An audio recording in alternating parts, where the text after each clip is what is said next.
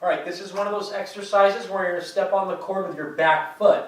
Say you're working your right arm, so you keep that handle up and the other one you lay down on the floor. The way you know which foot you're going to step on the cord with is if you do the exercise with your right arm, use your left leg. So you step on the cord with your left leg, good. Then the right one comes forward, beautiful.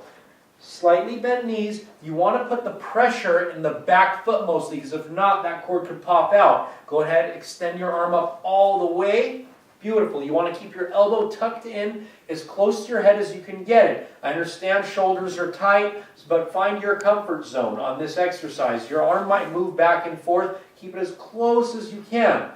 If your arm hurts a little bit, then you have the option of moving the arm slightly forward or slightly back. But the rule of thumb is you keep it as close to the center of your head as you can. Keep your wrist straight, come down to a 90-degree angle. Your elbow meets your wrist. That's how far down you know to come. Then you come up and squeeze that tricep.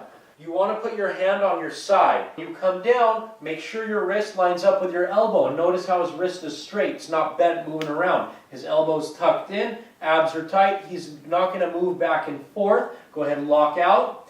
When you come down, make sure you're coming down to a 90-degree angle. Bam, right there and up.